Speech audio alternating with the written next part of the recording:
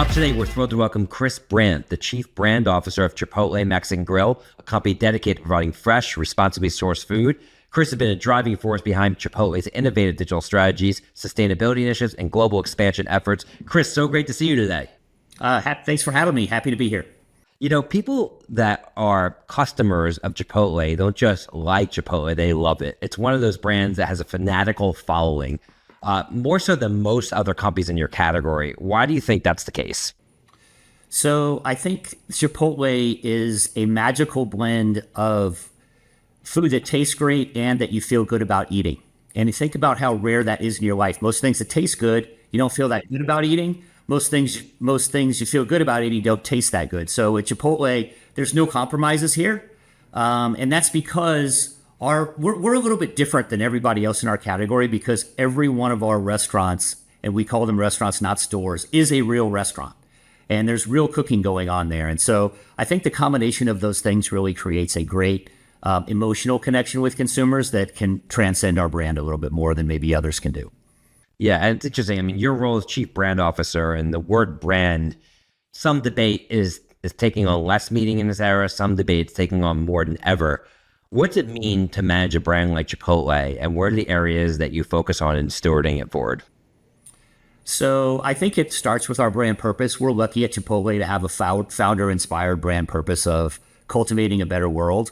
Not every brand has that luxury. Sometimes you might have to make one up that fits with the values that you want to espouse. But we're lucky that we have that, and that acts as a lot of as a North Star for us in good times and bad times. And so we went through COVID. We said, look, we have to do things that make sense for us, even if they're maybe a little bit counter to what everybody else is doing. I'll give you a great example. When we first started, when I started back in 2018, one of the first meetings we had, somebody came in from our supply chain group and came in and said, hey, you know, only about 30% of the cilantro that Chipotle uses is organic. And we were like, well, why is only 30%? And they said, well, we can't, there isn't enough cilantro in the world for us to go to 100%.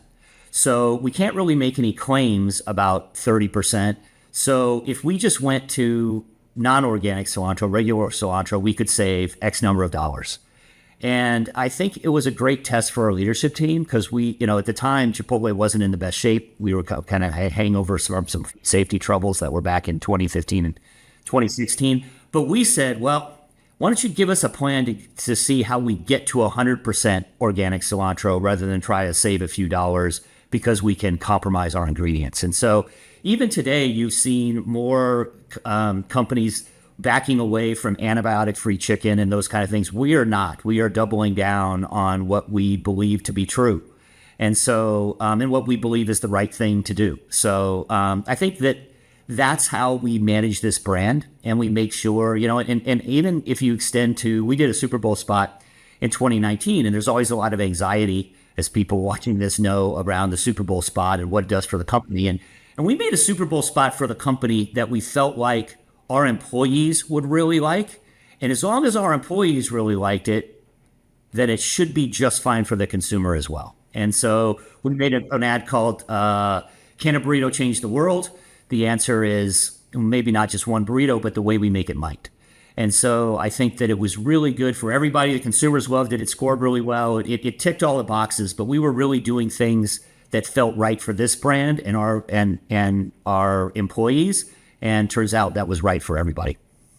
So when you make decisions on ingredients, obviously, you know, one of the things you have to think about is the cost implications, because obviously your customer doesn't have unlimited price elasticity. You are in a category, you know, that you have to obviously play in. So how do you make those decisions based cost versus quality, convenience, all those things, to make sure that you're delivering what the customer wants, holding up the brand ideals, but it's still smart business? We don't look at those things in isolation. We look about how it all adds together. One fun fact about Chipotle, we spend about $500 million more in ingredients every year to make sure they're responsibly raised than just buying conventional ingredients. We offset that by having a fantastic operating model that can really move people through the operation really quickly.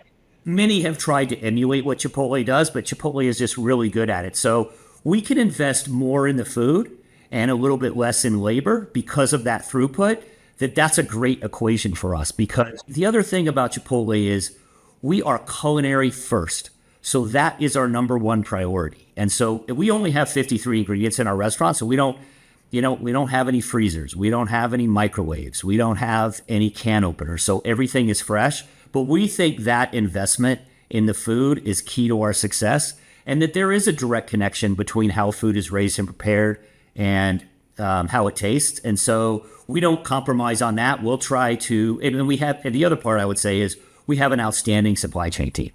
And one of the challenges is we've grown so fast, we've doubled in size of revenues in about the last 5 years or so, is getting enough supply of the responsibly raised ingredients that we have in order to keep us going. And so the cool thing is we've really formed a lot of alliances with partners, and that were smaller companies at the start, and now they become bigger and bigger because they do things in what we think is the right way.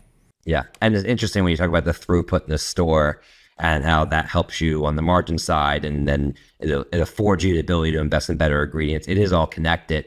Obviously post-COVID, we've seen such an enhanced focus on the digital experience in your category, whether it's ordering ahead or whether it's knowing when your food is ready at checkout, et cetera. How much thought are you putting into that on an ongoing basis? And obviously with all the evolutions with AI and digital, is that an area that you think is going to continue to evolve over time? Yeah, it's the kind of digital space is a really interesting one from an order ahead standpoint, from a delivery standpoint, because, when we got here in 2018, I say we, there was a number of people in the management team that kind of started in 2017 or 2018 to turn the brand around. And one of the things was when we first got here, we didn't have mobile pickup shelves. We had a good app.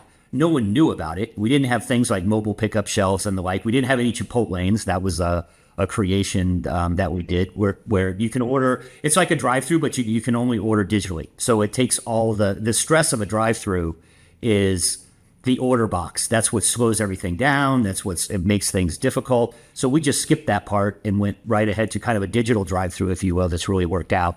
But we put the mobile pickup shelves in. It's one of the first decisions we made. We put all those in. And we were kind of, as we got to the end of 2019, we had about, 18 or 19% of our business already was digital. Now, at the time, digital was sort of being subsidized by the rest of the business. It was a lot cheaper. And then COVID hit. And then we went to, at some point, 70, 80% of our business was digital. And so we were kind of ready. Had COVID hit us a little bit sooner, we wouldn't have been as ready. It might have been a different story. But now we have an operation in our restaurants where we're about 45% digital, and the rest is in restaurant. So we're really balancing those different places. I think digital isn't growing as fast we were kind of an early in there, so it's not growing as fast as YouTube because the price is pretty high. And, because it's more costly to make that thing happen. So I think there's still a lot of room for it. There's still a lot of room for AI across a number of different marketing verticals. But our digital business is really important to us, both with partners like DoorDash and Uber Eats and, our own white label business. And so, yeah, we'll continue to grow that and the in-restaurant piece to keep the ball rolling. Yeah, I mean, in terms of AI, I think one area it certainly opens up for a company like yours that has so much first-party data on your customers is personalization, right? Like, your customers, what they like to order, the frequency, et cetera. Is that a part of your strategy moving forward in terms of just continuing to enhance the customer experience? It is. I mean, we have to, and so we do some of that. I think there's a lot of AI versus machine learning. There's a lot of, different jargon that's thrown around. But I think one thing is that, so there's certainly the personalization piece I think that can help, but the AI also is helping us in the back of the house and do things. So, we have cameras in our restaurants, and we can look and see how are we staffed in these restaurants, and are we fully staffed? What's going on in this restaurant? And we can use AI to sift through all this versus we have 3,700 restaurants now. Watching watching cameras in the back of the house is pretty boring work, but AI, you can put queries and things in and it'll sort out what's happening. So there's a lot of behind the scenes, I think, that can make our operations a little bit more efficient and tell us what's going on in the restaurant at the individual level. So I think there's a lot of breakthroughs there. We have a team here focused on robotics. So we have an autocado we're trying to take, and we call them cobotics because they kind of work alongside the employee, but we're trying to take some of the tasks that are a little bit more mundane, like coring a bunch of avocados every day or chopping vegetables, and sort of get an automation in that makes it just a little bit easier for our team member. Yeah, I mean, so much of the discussion around AI is on the more sexy stuff, so to speak. This brand used AI to produce a TV spot or some cool video. And it is in the less sexy, more mundane things where you can really extract great insights, great data that can help your business act more efficiently, like seeing, the flow inside the store, how your locations are appropriately staffed. So that makes a lot of sense. And something I actually hadn't thought a lot about until you just brought it up to me in terms of all the applications there. Yeah. And I think we're just scratching the surface as we, every day it seems like we find a new thing that we could analyze to figure out, hey, what's going on in that restaurant? What's going on in the back of the house?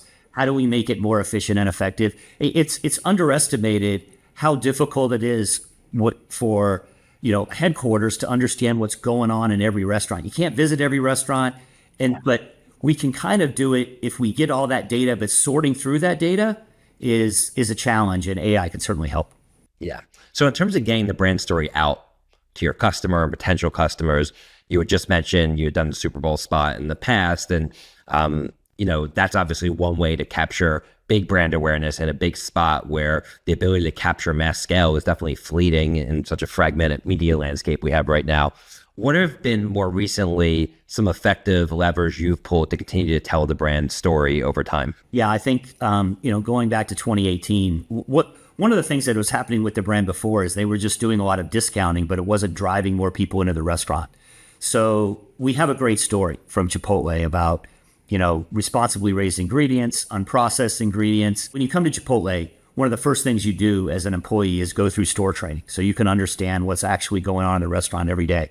And I remember my second week, I went to store training. So a lot of Chipotle's open up at 6:30 in the morning to really start bringing in all of this fresh produce, start dicing and chopping just to get ready for lunch. And when I walked in there to that back of the house at Chipotle, it looked more like a farmer's market in there than any place I'd ever been, because we're bringing in whole avocados, we're bringing in whole heads of lettuce, we're bringing in whole onions, and the team then goes to work. We don't have any freezers, so we're bringing in fresh chicken every day, and they start grilling it. And so I think that I felt like, wow, look at what these people are doing. There's this real cooking going on here. And look at this back of the house. If we just show this to people, what we do every single day, they will love it. So we basically, when I first got here, we cut a whole bunch of our price promotions out, and we started putting this story on TV. And we call it, these ads are behind the foil. You'll see them across a wide spectrum of different places where our employees are telling you about what's special to them about Chipotle. And so every couple years, we kind of do a new round, but we're looking for employees to tell us, what do you wish everyone knew at Chipotle, but they don't? And so we've done a good job with a director called Errol Morris of really getting these real stories out. They're very authentic. They're very believable. And so it's been a huge advantage for us. And so we've really put those spots all across everything. The other big piece we've embraced is what I call big niches. So, we got into gaming and we took it slow and we did it the right way. We've been on Roblox. We're in all of the social channels. We were one of the first brands on TikTok.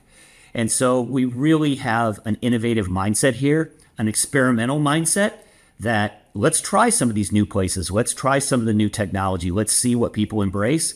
And, that's really worked well for us. And so I think we found some niches even in sports.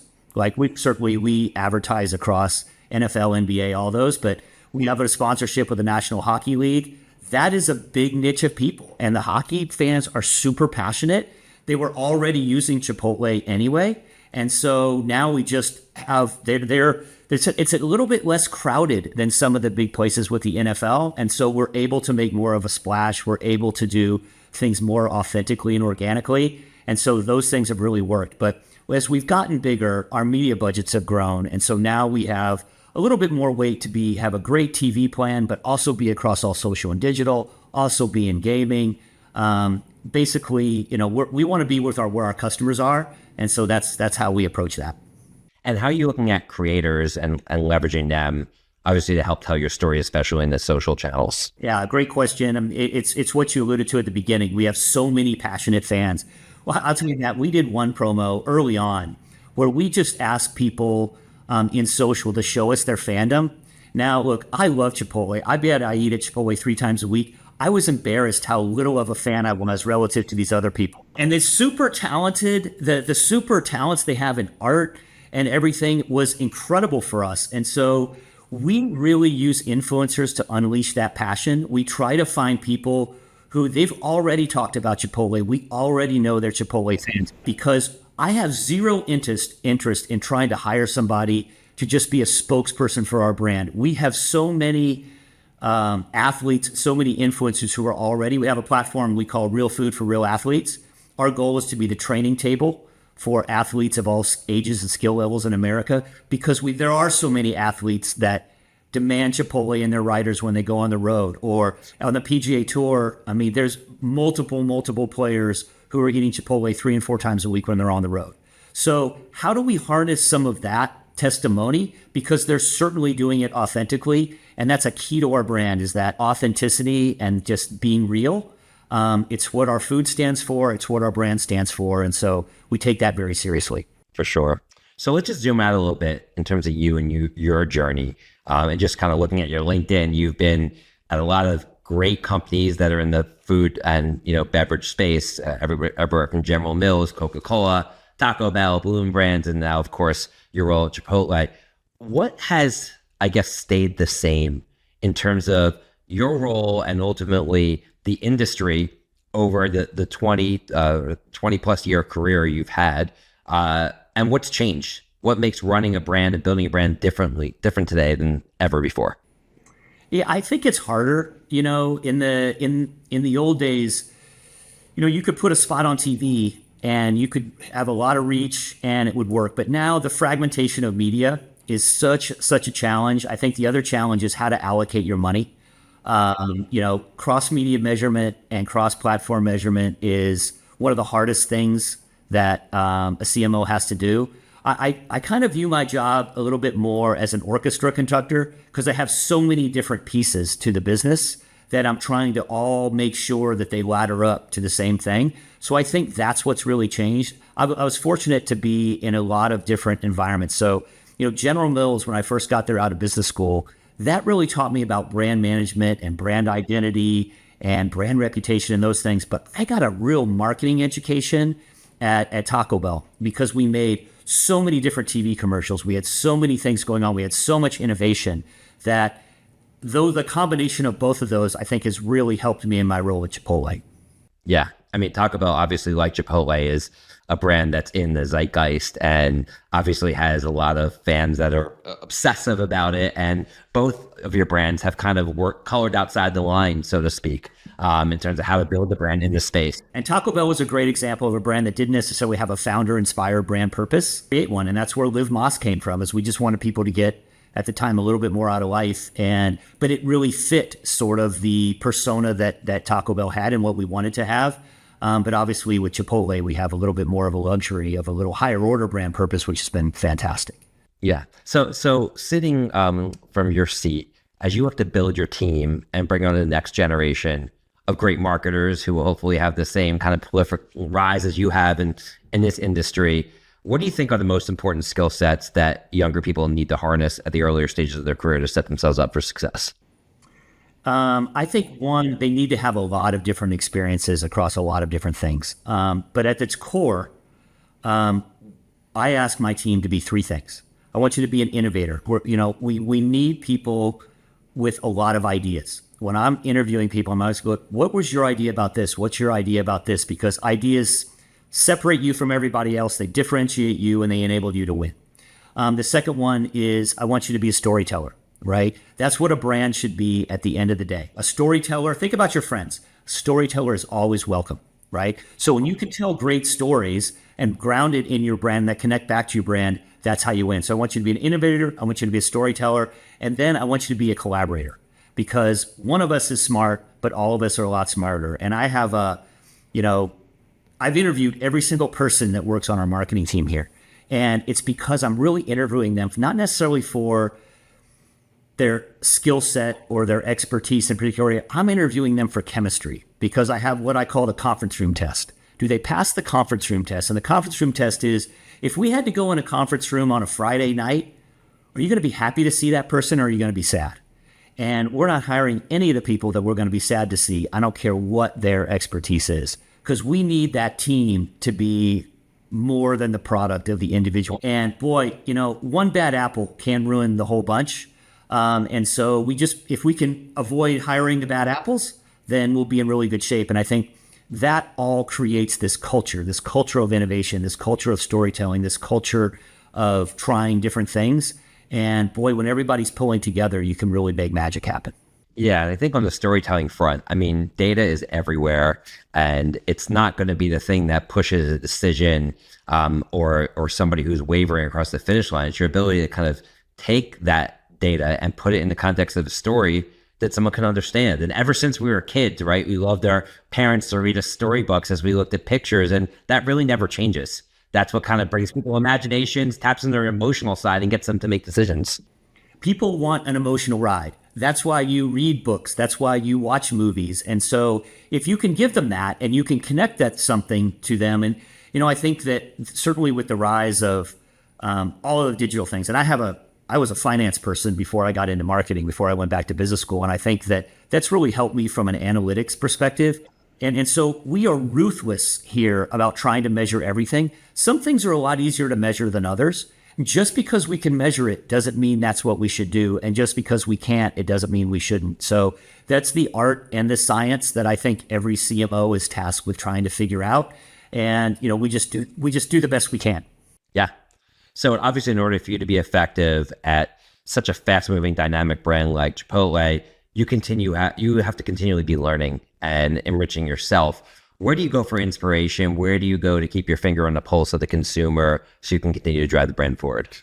A lot of it is social, to be quite honest. I mean, social it's an awful place in so many areas, but it really is a lot of the pulse of the consumer. And, we really want to be relevant with these younger consumers, and we want to stay relevant with them. And so we have to know what they're doing and what they're saying. But I think you need to be a student of culture. And we're constantly looking. I think when we're at our best is when we find the intersection of Chipotle and culture, when we do things like napkin holders for your car. Or one of my favorite executions we did was for freshmen in college at a number of schools, we gave people a box, and it had our forks in it, it had our napkins in it, and it had a full bottle of Tabasco sauce. And he said, "We know you're going to borrow these from us anyway, so why don't we just go ahead and give them to you right out of the way?" And so it's such a good insight, and it's got a little wink and a sense of humor, and so it really shows that you understand that consumer. I think the other thing is we got to hire people who are into culture and know it. And we have some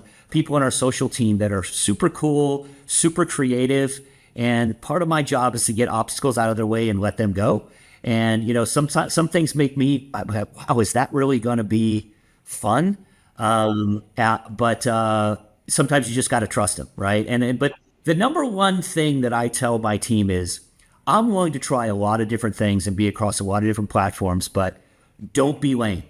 I don't want to show, when we show up there, we can't show up like we don't know what we're doing, or we can't show up like we don't understand this platform. And, I'll use TikTok as a great example. Like back in 2019, we saw a bunch of people on TikTok. Most brands weren't there yet. But then I think that was at into 2018. In 2019, we're like, man, we should do one of these challenges or something, but we didn't know what to do. And so we didn't do much because we didn't have the right idea. And then one guy in our restaurant, he had a bowl, and he had ability to take the bowl, and when he put it down, it flipped the lid up and put it right back on the bowl. And when somebody sent it to us, he was just a young guy in a restaurant. We put it on Instagram. We got 1 million views like that fast, which was a lot back in the day.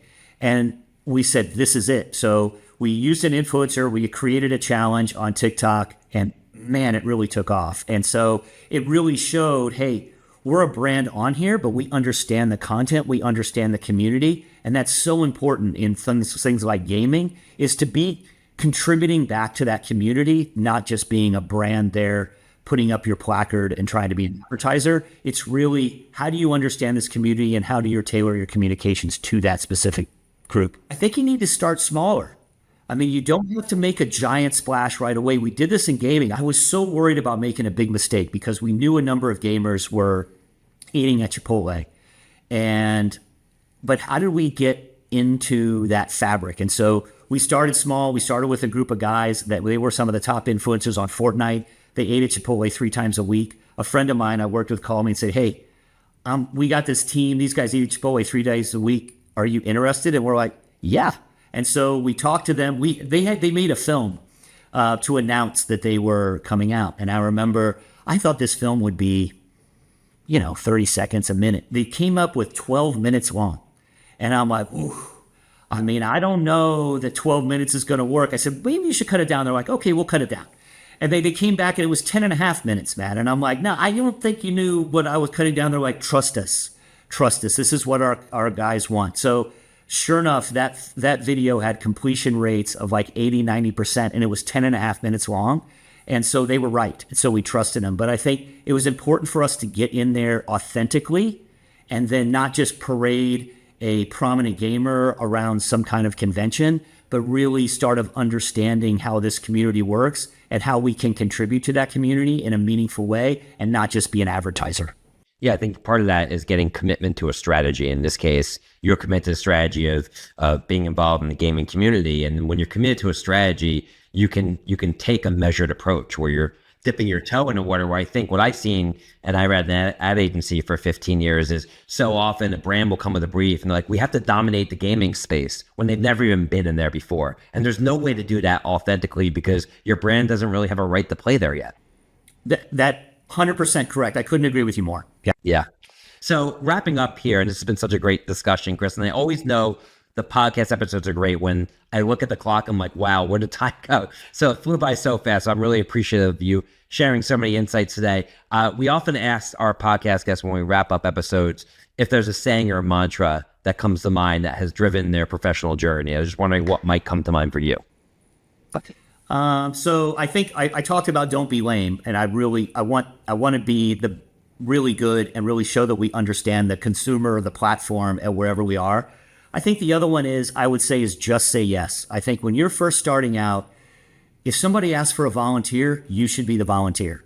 I think that so many people have gotten their breaks. You can't be, they're not going to give you more responsibility until you show you're good at some of the mundane things.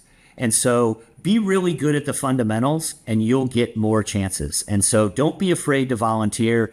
Just say yes if people ask you to do things, because if you want to be an innovator, which you really need to be, because that innovation drives business, you need to be able to connect the dots to a lot of different things. You need to try a lot of different things. You need to have a lot of different experiences, and you need to just say yes when somebody asks for an opportunity. So that's what I tell my kids. They probably don't listen very much, but maybe other people will listen maybe a little more closely. Awesome. Well, you've heard it from Chris directly, everyone. Just say yes. I'm so happy Chris said yes to this podcast because I know you're all going to love it. So Chris, thank you so much for taking the time today. It's been fantastic. Thanks for having me, and I've enjoyed it. Appreciate your... On behalf of Suzy and Iwood team, thanks again to Chris Brandt, the Chief Brand Officer of Chipotle, for joining us today. Be sure to subscribe, rate, review the Speed of Culture podcast on your favorite podcast platform. Till next time, see you soon, everyone. Take care. The Speed of Culture is brought to you by Suzy as part of the Adweek Podcast Network and Acast Creator Network. You can listen and subscribe to all Adweek's podcasts by visiting adweek.com/podcasts. To find out more about Suzy, head to Suzy.com. And make sure to search for The Speed of Culture in Apple Podcasts, Spotify, or anywhere else podcasts are found. Click follow so you don't miss out on any future episodes. On behalf of the team here at Suzy, thanks for listening.